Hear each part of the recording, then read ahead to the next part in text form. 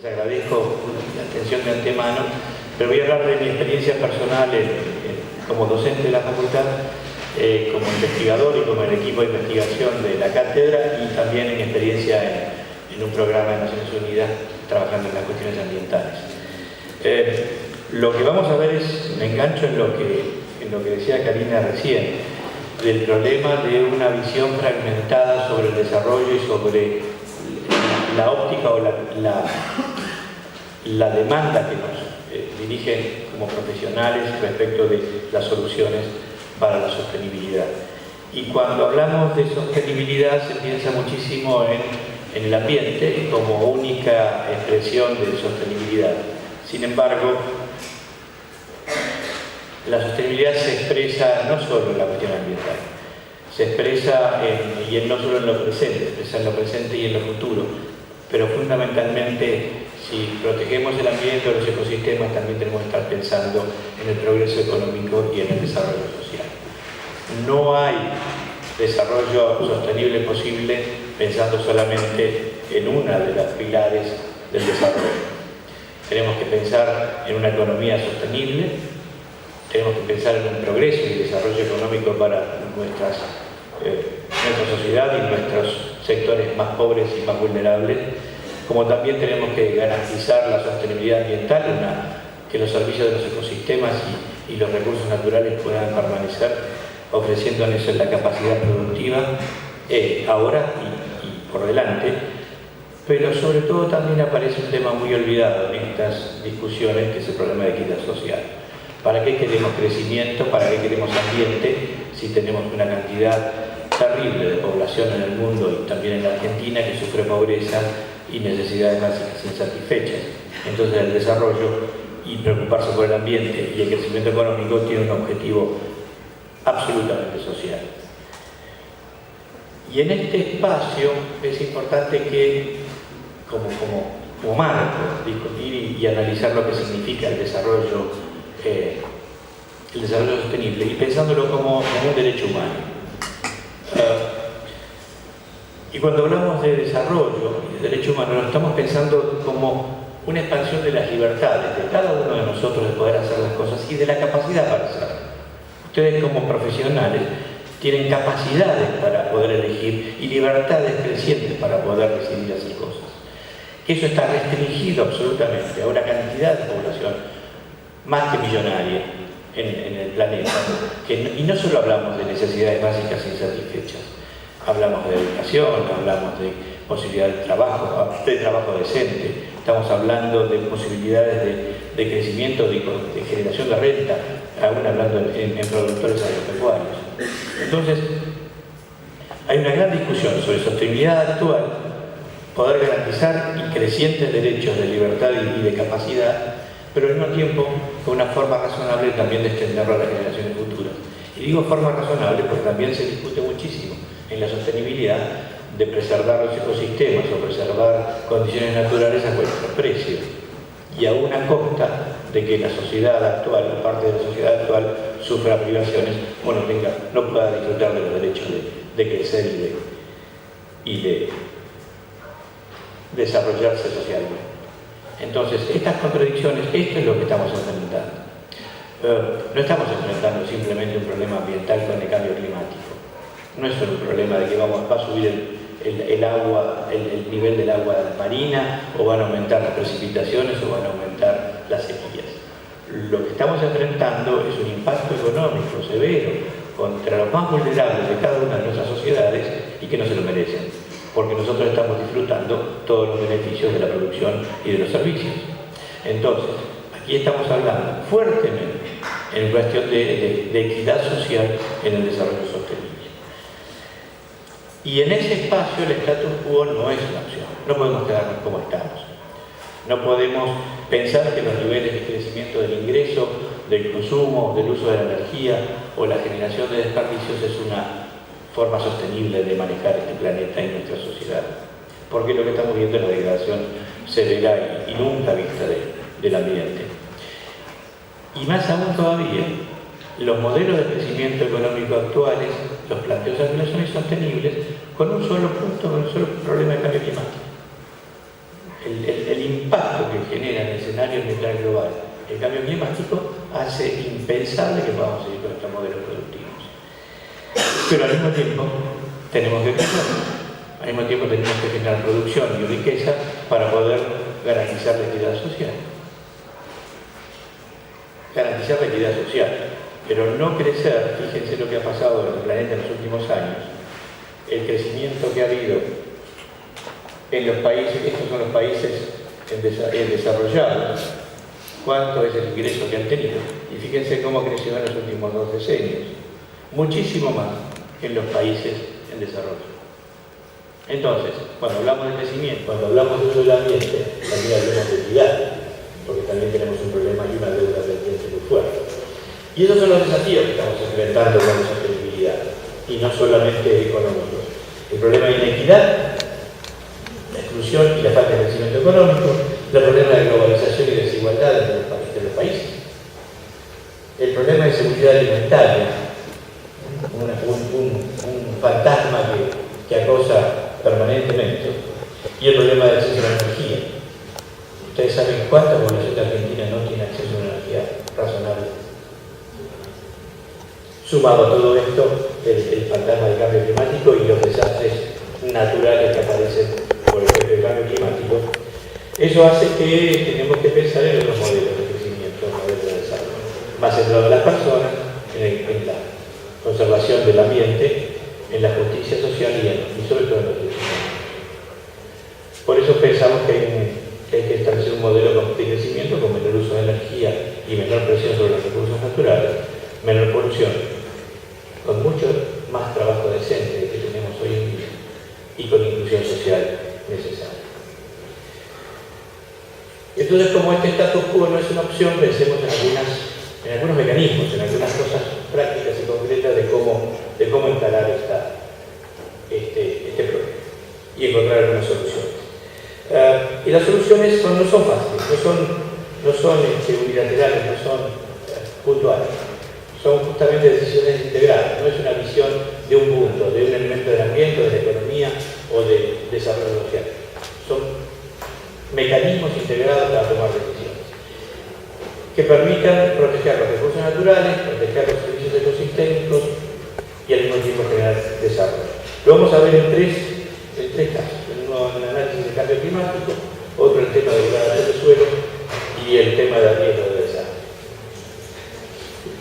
Todos saben que el cambio climático ya es una cosa que está instalada, que es un tema no solo ambiental sino económico y que es un condicionante del desarrollo. Y es un promotor muy fuerte de la inequidad, porque los más afectados por el problema de inundaciones no somos nosotros, son los que están en la parte baja de la cuenca, son los que están en Matanzas Riachuelo, en las zonas de exclusión al lado de los ríos.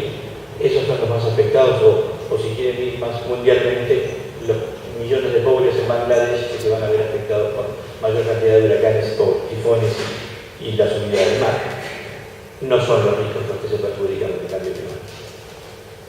Y el problema es que estamos perdiendo la ventana de oportunidad. En el año 2005 tendría que haberse dado una bifurcación en lo que llaman los negocios usuales, business as usual, de cómo se viene manejando la economía. Sin embargo, la baja en las emisiones no se produjo.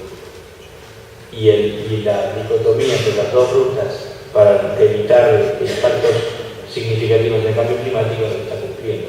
¿Por qué? Porque una gran parte de la población y de los países está mirando más su economía que la gestión ambiental. Entonces significa que la economía no nos da soluciones, no nos da mecanismos para trabajar. Se contrario. La economía nos da herramientas fundamentales para poder trabajar y una de ellas es desarrollar economías de bajo carbono. ¿Qué es esto? Poder producir niveles crecientes de bienes y servicios, pero con menor consumo de energía, menor consumo de insumos, que signifique menor emisión de carbono en la atmósfera. Y eso es tecnología y organización. Y sobre todo organización, porque lo que buscamos con esto es que toda esta nueva tecnología no signifique costos crecientes o desplazamiento de mano de obra o incorporación tecnológica que no incorpora mano de obra. Justamente lo contrario. Lo que buscamos es procesos operativos que tengan, como decimos ahí, doble dividendo, ¿no? O sea, que generen co-beneficios que a su vez nos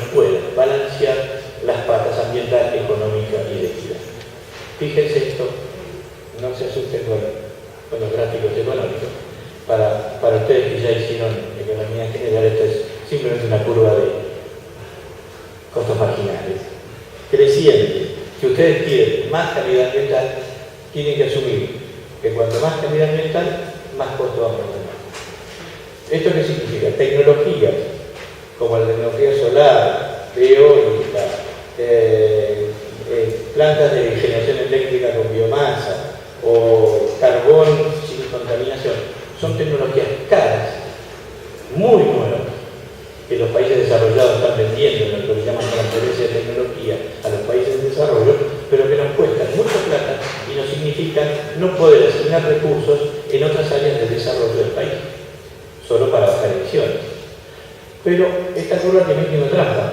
Fíjense que tenemos una parte de la curva del punto cero, un punto de corte, y otra curva de costos marginales decrecientes. Es decir, que hay posibilidades de desarrollar tecnologías o procesos que permitan no solo evitar la emisión de dióxido de carbono, objetivo ambiental, pero no tener costos adicionales para hacerlo. Esto se llama lo que es un doble dividendo en la economía. Gano ambientalmente, pero también gano económicamente. Y acá aparecen cosas muy simples como el cambio de lamparitas incandescentes a las de bajo consumo, aislamiento en sistemas comerciales, eficiencia de motores, manejo de nutrientes en los cultivos, electricidad desarrollada en los rellenos sanitarios, lo llamamos biofuels, manejo de cultivos, pequeños aprovechamientos hidroeléctricos, una cantidad de tecnologías y procesos que podemos aprovechar. Ahora, ¿esto qué significa? Que todos estos recursos que no tenemos que gastar en forma neta, incorporando tecnologías sofisticadas, o por lo menos no sofisticadas, pero sí realmente costosas, significa recursos para la sociedad que pueden ser asignados a otros usos, como programas sociales, como desarrollo de industria, desarrollo de actividades económicas productivas. Más de lo mismo. Solo este espacio del trabajo, solo son barreras políticas, son solo decisiones políticas. No requieren ninguna inversión adicional, más que hacerlo. Algunas requieren algunos incentivos y otras empiezan con políticas necesarias como el precio del carbono, impuestos a los combustibles, para tener recursos para poder hacer esto. Y otras necesitan un gran modelo de investigación para poder hacerlas accesibles a la industria. Fíjense, ¿y qué pasa entre países desarrollados y países en desarrollo? Este es el caso del costo marginal de abatimiento en México. Fíjense que la parte de costos negativos es mucho mayor que la posibilidad de los costos netos. ¿Qué significa esto? Que nuestros países están en condiciones de desarrollar programas de bajo carbono con mucha mayor eficiencia que el resto del mundo, porque estamos en una condición de menor desarrollo, de menor condición crítica, pero con oportunidades ciertas de mejorar la eficiencia. Con lo cual, lograr un impacto ambiental, sostenibilidad ambiental, pero al mismo tiempo sostenibilidad económica. Y en el sector agropecuario pasa tres cuartos de lo mismo. Relacionado con el cambio climático y relacionado con su sostenibilidad. La agricultura y la deforestación contribuyen al 30% de las emisiones mundiales. Esto es muy significativo. Y esto sí es nuevo. Sí es América Latina, que es el continente que más creció en superficie deforestada en los últimos años. Y es el contribuyente más importante en emisiones por deforestación y por agricultura. Pero en esa emisión también aparecen los problemas de erosión de suelos, el agotamiento, pérdida de biodiversidad. Pero al mismo tiempo, en toda esa pérdida, estamos enfrentando un panorama incierto respecto a la seguridad alimentaria. Para el 2050 tendremos que duplicar la producción de alimentos. Entonces, para eso la agricultura tiene que ser más sostenible, más productiva para tener la seguridad alimentaria. Dos estrategias muy concretas para eso. Estamos viendo en nuestra agricultura comercial en los últimos años, en nuestra agricultura empresarial, en lo que a algunos no les gusta llamar agronegocios. Pero la agricultura de precisión, certificación, huella de carbono, mejor competitividad, aprovechar los servicios ecosistémicos, conservar los recursos para aumentar y proyectar mayor productividad. Son todos desafíos que la empresa agropecuaria y ustedes como profesionales tienen que estar muy claros.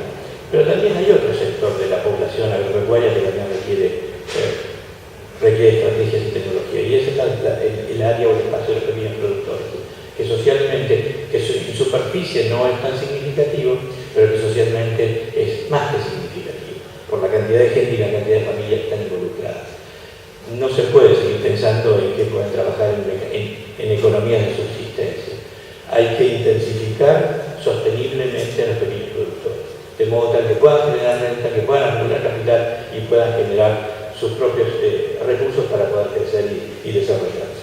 Y sobre eso se necesitan servicios complementarios que permitan hacer eso. El acceso al crédito, el acceso al microcrédito, la herramienta impresionante que nos está dando unos resultados increíbles. El seguro agrícola no para grandes empresas, sino un seguro para pequeños productores. O el acceso a insumos y acceso a infraestructura. Porque no me sirve de nada que trabajemos ingentemente ONG, gobierno nacional y el apoyo internacional en desarrollar estrategias de sostenibilidad, en este caso un proyecto en la Puna, donde trabajamos con curva de nivel para evitar la erosión, para que tenga más productividad, donde trabajamos con esquemas, con tecnología ancestral, para poder, fíjense, cómo crear suelo en zonas de aluvión, en toda la Puna, donde hay pendiente, hay una época de lluvias, hay 2 o 3 lluvias torrenciales, y se pierde el agua y se pierde el suelo. Esto es poner pilas de piedra para que cuando la tierra o la arena que se arrastra forme suelo. Y eso, con un poco de paciencia, tiempo y plata, podemos hacer terrazas que puedan permitir el cultivo. Pero tampoco me sirve nada de esto si gastamos una cantidad de tiempo y recursos para que estos productores solo puedan tener un alimento de subsistencia. Esta quinoa tiene que entrar en el sistema comercial, tiene que entrar en el sistema de industrialización y de comercio que llegue a todos y que genere renta a esos productores, para que además de producir puedan tener educación, puedan tener acceso a otros valores y a otros derechos. Y el cambio climático también nos da un impacto sobre el problema de los desastres, que les llamamos naturales, pero no son tan naturales en caso. Siempre existieron. Lo que pasa es que ahora que estamos nosotros en el medio nos preocupa. Cuando no estábamos en el medio pasaba el año. Pero el problema es que estos desastres se han multiplicado, han aumentado 5 veces desde la década del 70, generados fundamentalmente por el cambio climático. Sequías, inundaciones como antes no hemos visto, o eran situaciones tan extremas que ahora van a ser muy convencionales. Basta hacer un raconto de los noticieros de las alarmas meteorológicas que nos vienen amenazando todo el tiempo, todos los fines de semana generalmente, ¿no? ¿Y eso por qué se da? Porque está cambiando el patrón climático de nuestro espacio territorial. Y eso genera un cambio, una necesidad de cambio en el diseño de los asentamientos. Las zonas bajas, en las zonas urbanas, son las que están afectadas por las inundaciones, como vamos a ver, y fuertes inversiones en infraestructura para evitar esos impactos. Pero también requiere un mejor uso de la tierra y el manejo del agua. Vamos a ver un ejemplo concreto de cómo eso impacta. Y sobre todo también en experiencias donde los antiguos han experimentado situaciones extremas, los locales saben hasta dónde llegó la inundación, dónde fue el impacto, cuál es lo que se puede esperar. Entonces, aprovechar esos conocimientos locales y la participación de la gente. Porque la situación de desastres y prepararnos al desastre también nos aparece en este tema de los costos marginales. Si nosotros queremos evitar las inundaciones en el Río de la Plata, Quilmes, La Boca, podemos gastar en un gran paredón, no sé si qué les parece, podemos continuar la costanera, todo hasta Magdalena, y podemos evitar las inundaciones, a un costo un poco alto. Y sin un retorno social razonable, más que evitar la inundación. Cuando podemos manejar de alguna manera todo un montón de situaciones de ubicación de la población, ubicación de la organización, el manejo del agua en el momento de inundación y hasta incluso en el aviso de la emergencia, sin costos incrementales tan grandes y sin los costos sociales que estamos verificando. Entonces, de la misma manera, las políticas y las barreras a las políticas para poder manejar el ambiente sin costos, pero con una necesidad de decisiones integrales. Y como caso paradigmático vamos a aprovechar lo que Karina planteó hace unos minutos. O sea, cómo el tema del manejo del suelo, les aseguro que va mucho más allá de la tranquilidad del productor. Fíjense, y vamos a combinar 3 elementos aquí. El tema de conservación del suelo, los servicios ambientales y la prevención de desastres. Esta es una imagen típica en lo de la Pampeana y en zonas donde aparece alguna pendiente, sobre todo es un caso de Entre Ríos. Esto fue una tormenta, nada más, de una noche. El productor se encontró con que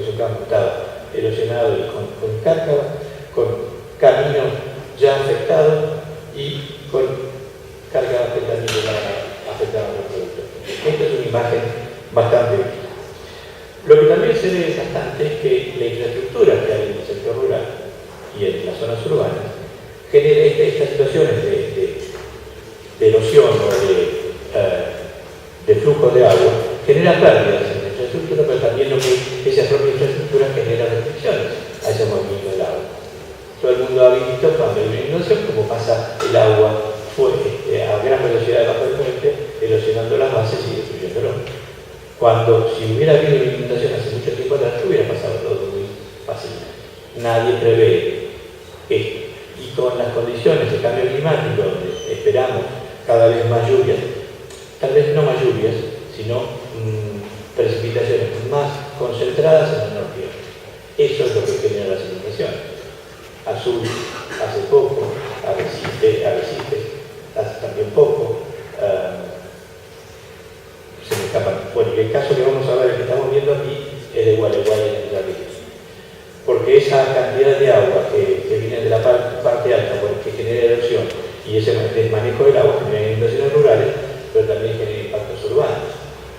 ¿Y dónde se imaginan que era la inundación en la ciudad? ¿En la parte más alta? ¿En la parte mejor, más acomodada? Bueno, justamente donde está la Villa Miseria, donde está la parte más comercial, donde está la parte de la sociedad que está queriendo desarrollarse. Entonces, ante eso que esperemos que se pueda ver, ante eso que hacemos, fíjense, todo empieza en una práctica conservacionista a nivel de un predio. Estas son las terrazas que planteó Karina como una de las tecnologías de manejo de suelo disponibles. Otro en la actualidad se está haciendo en la provincia de Entre Ríos. Y estas terrazas lo que permiten es que cuando llueve el agua no se acelere y vaya rápidamente a las zonas bajas y ahí inundando, sino que obliga a retener el agua y obliga a que el agua se infiltre en el suelo. ¿Y cuál es la principal ventaja de la terraza? Evitar la erosión, sí, pero con un incremento de rendimientos más que significativo. ¿Por qué? Porque en el verano, cuando tenemos déficit hídrico, estas terrazas tienen agua. Este suelo con terrazas tiene capacidad hídrica para producir y estos otros instalaciones. Entonces, esto se traduce en que con solo 2 quintales, equivalente de 2 quintales o 3 quintales de soja, puede hacer esto y pueda lograr rendimientos crecientes por lo menos un 25% sosteniblemente. Maravilloso. Ahora, esto no termina acá. Si el agua puede pasar limpia y puedo proteger los lugares bajos, puedo proteger biodiversidad. Estoy teniendo socialmente un valor adicional, que es estos pequeños bosques de márgenes de la ribera, y que muchos productores de Entre Ríos lo ven muy adecuado porque empezaron a encontrar animales, incluso mamíferos que se habían perdido en la región. Entonces estamos haciendo un proceso de conservación de biodiversidad que es un valor para toda la sociedad, aunque el productor no se pueda apropiar de esa biodiversidad. También tenemos un paisaje muy agradable, apropiable por varios. Y también tenemos posibilidad de hacer represas para el riego complementario, que las perderíamos si esto se erosionara y esto no podría mantenerse porque se colmara. De hecho, se están perdiendo muchas de estas represas en la provincia de Entre Ríos por el problema de erosión. O sea, un servicio adicional. Pero hay algo adicional. Si todo esto permite conservar agua en la cuenca, voy a evitar tener esto. Esto sucedió en el 2007 en Gualeguay y fue producto de la lluvia torrencial en 2 días o en un día sobre una cuenca que está por sobre la ciudad de 20.000 hectáreas. 20.000 hectáreas generó esta inundación. ¿Por qué generó esta inundación no existía? Por el cambio de uso del suelo. El área alta de la cuenca, no es la cuenca, sino del territorio de la ciudad de Gualeguay, era de ganadería y hasta incluso tenía algunos relictos del espinal nativo. Eso conservaba el agua y las inundaciones nunca fueron así. Cuando cambia el uso del suelo, se empieza a cultivar y 100% de todo el territorio, a la primera tormenta significativa tuvimos este problema, la erosión y la inundación. Erosión y inundación que podríamos prever con esto. Sin embargo, la sociedad que dejó, o los decisores políticos que decidieron proteger la ciudad de Gualeguay fue una gran zanja, con 3 grandes zanjas, que costaron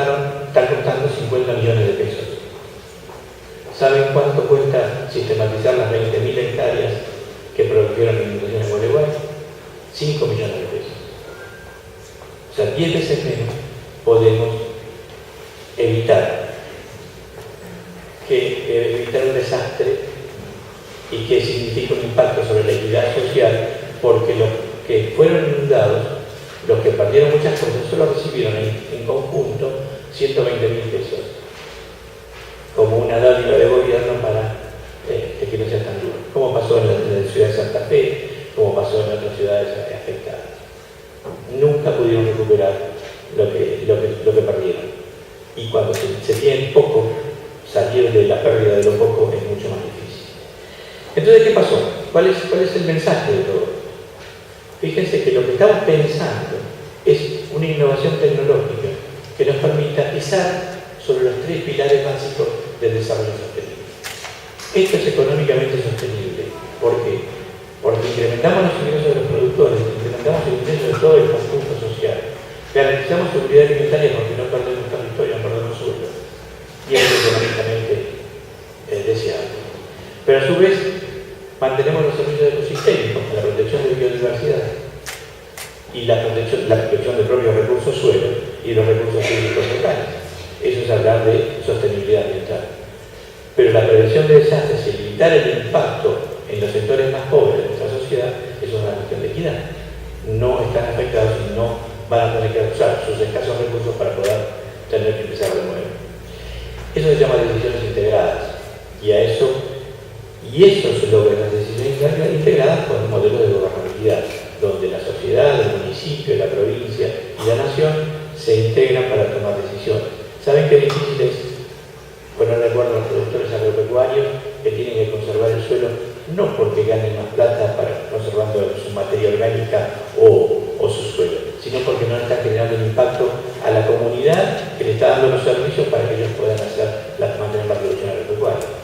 Es difícil de entender. Hasta que lo juntás, hasta que un municipio se pone al frente, o la provincia se pone al frente y los organiza. Entonces el problema ambiental, el problema del desarrollo económico, el problema de la equidad es un problema de gobernabilidad, no es otra cosa. Y esa visión integrada que tenemos que hacer para que esta gobernabilidad funcione es una responsabilidad nuestra. Ustedes como profesionales están